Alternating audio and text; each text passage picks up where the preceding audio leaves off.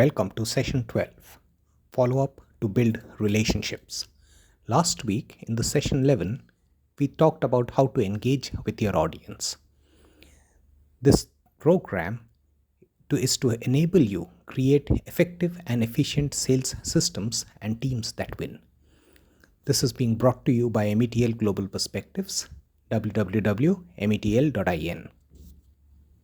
Contact Management, MOT. Every prospect or client contact should be thought through.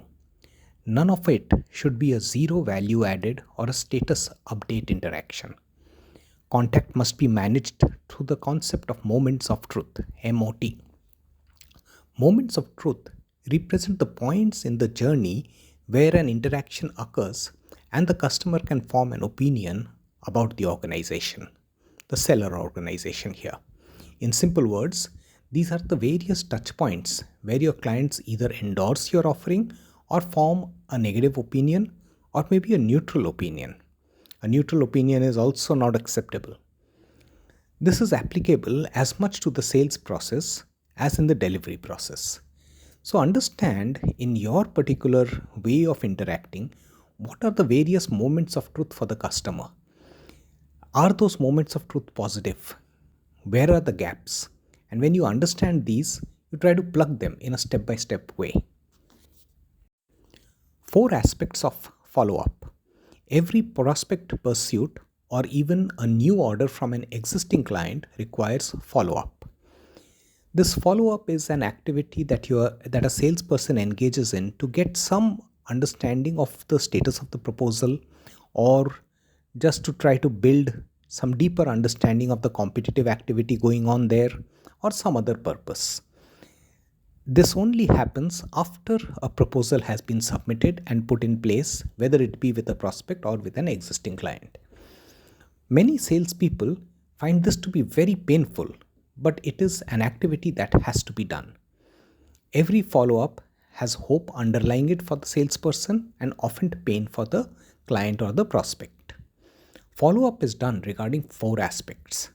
First, product or offering. Any update on the product or a new offering that has been designed, a follow-up is done on that. Trying to introduce those documents and as a proof of concept or as a demonstration, and then trying to generate some leads from a client side. Next is proposal status. There can be multiple proposals with the client which are pending. So the follow-up is done in that case to understand what is the status and when would this convert to order, and therefore how can the salesperson plan. Deepening engagement. A particular engagement that is going on at a particular project for a client, how can that expand and go across multiple units, multiple geographies, or expand into new areas and new departments in a client domain. A follow-up can also be done for asking one client to speak to a prospect and thereby try to influence them so that you become a vendor of choice. And a follow-up is also done for making ground for the next pitch. So while there is one pitch that you have made, a proposal or something, and it is being under consideration, also remember that this is all the time for you to make the next pitch. You're going to keep this client for a long time, or this prospect, you're going to pursue them for a long time. So follow-up is also there for making the ground for the next pitch. Nothing ends at one contact. You keep on trying and trying to get into the account. Follow-up importance. There can be objections, misunderstandings, or doubts in the sales process that might crop up. Objections are about the perceived value of your offering. Misunderstanding is about a key aspect missing, though it is there, maybe phrased differently or made available in a different way. Doubt is where the prospect feels something is incorrect but cannot pinpoint it. It is largely a feeling. Objections and misunderstanding can be addressed by showing proof or client testimonial or organizing a client interaction. Doubts are the worst part as they linger all through the sales process and they might develop into biases. Follow-up helps in identifying and eliminating those. There can be many other individuals from the client side who might get involved in the ordering process. Some of them are validating the technical, some of them are validating the contractual terms and the commercial terms, some of them are validating the payment terms. Depends on the size of the deal and the nature of the deal. Follow up provides an opportunity to interact with them. There can be new developments in your organization. Follow up provides an opportunity to bring those to the client or to the prospect. So, multiple reasons why follow up can be done. And at any point of time, the salesperson should have a very positive interaction with the client. Improper follow up. I have witnessed salespersons do the following incorrectly during the follow up process: contact the client or the prospect repeatedly through calls, emails, direct messaging to a point that the client feels pestered. Pressurize the client to commit early on by saying that if you do not release the order now, we might not be holding stocks for you, or that the price is in for an increase. Not having anything to add during the follow up call and just asking the status of the order. Not pursuing a lost sale. I will cover a lot more about lost sale later in the next session, but understand that a lost sale can provide very crucial data if a follow up is done properly and one can understand why the sale was lost. Yeah? If your follow up is not adding value to the client, then it is an improper follow up. So, whatever follow up you do, you as a salesperson have an objective, but ensure that you start thinking that how can my client also benefit or my prospect also benefit from this interaction. Once you have an answer to that, that's when you make the follow up call. Follow up an instance. Let me share an instance here. In one of the learning interventions that I was carrying out on large account management, the discussion veered towards follow up. In these large deals and large contracts, there are multiple touch points, and the follow up can go up to 6 months or 8 months before the finalization of the contract is carried out. There are clients who have 4 years of analysis and all these steps of going through with vendors before they actually sign them up. Things happen that way: analysis, trials, testing, multiple rounds of testing, and then they give a small part order, and then that part order is scaled up. Now this can take time, a lot of time at times. The team in this particular case was used to relentless calling, at least 5 to 6 times a day, till the time the client did not pick up the call. The team leader encouraged the behavior and monitored it. The team leader even encouraged having coffee with the client and tracked the number of times the salesperson has had coffee with the client. During the discussion, the team members said that the clients and prospects often say that we should stop calling and they will get back after a few weeks. And the team leader still insisted that they call. The team leader's predictive indicator for getting a deal was coffee, business lunch, and dinner. Now, you might have a situation like this, but here in this case, do you think the team leader is correct? Analyze this. Think about this. Clients during follow up. At the client side, the buyer or the prospect is evaluating multiple salespersons and handling several deals. The buyer is making effort to get the best offering at the best terms. Repeated follow ups only make the client or prospect upset. So ask yourself, how can I follow up in a manner that the client has me and my organization at the topmost recall and relationship building happens at the time? The response to the question will create your follow up strategy that is to be anchored in your organization's strengths. So when you are looking at this, always think about your client. As a salesperson, while you are putting your proposals, while you are hunting out the prospects, while you are doing hunting, farming, and all those things, always keep the client's interests in your mind, and that is what excellent salespeople always do. Keep that in mind. Always think, how would my client feel? If you feel that client will not be happy, then don't do it. Figure out some other option. Okay? Structuring a follow-up process.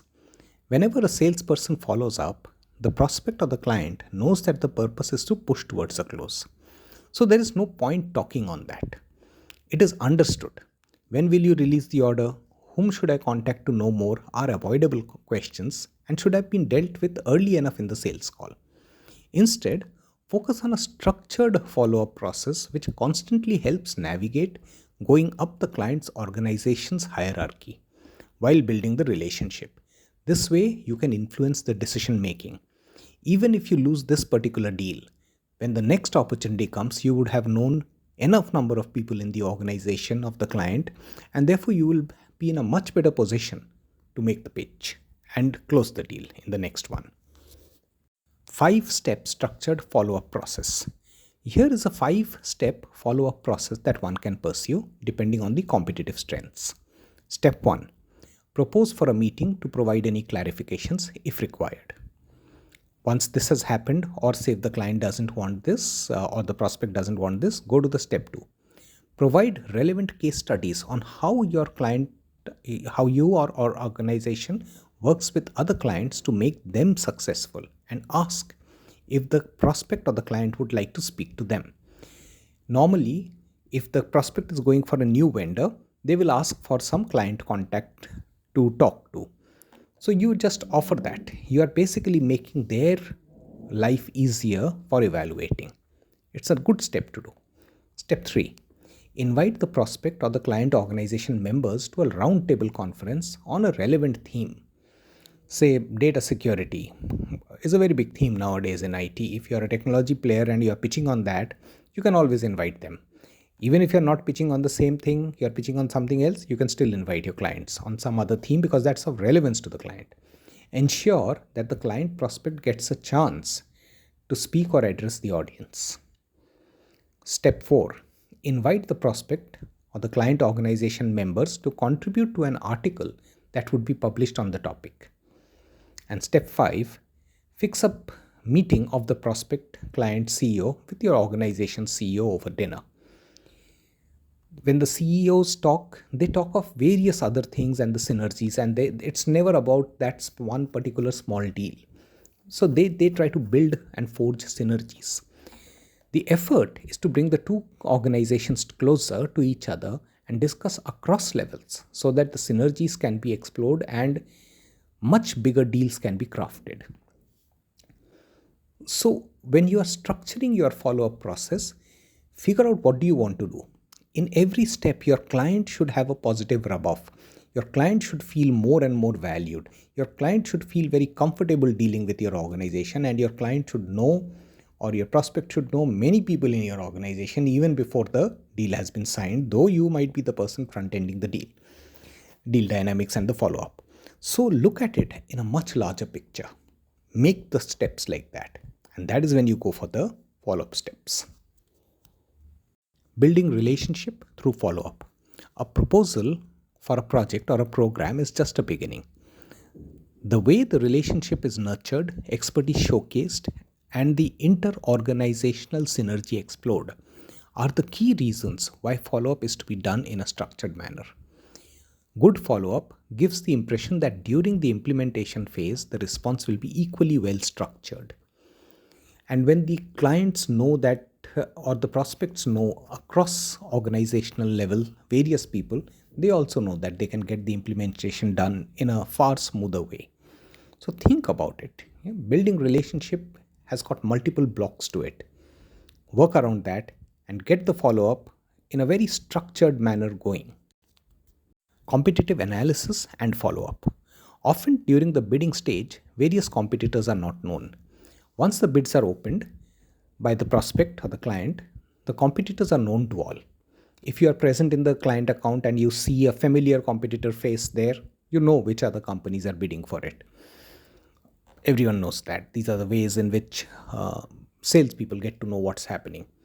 Follow-up strategy should focus on playing to your organization's strengths. It should highlight potential competitive pitfalls. Competitors might also induce doubts regarding your offering in the prospect's mind or your client's mind. During follow-up, it can be identified and cleared up. So subtle competitive analysis can also be done during the follow-up process, but be very aware of what you're doing. Evolve your sales a bit every week with me. What is your follow-up strategy? Are you and your client or a prospect gaining information with every follow-up interaction? How are you integrating various levels of your organization with your clients or prospects' organization? In case of queries, message me at sogata@metl.in. Next week, we will be on session 13, which is on sales performance.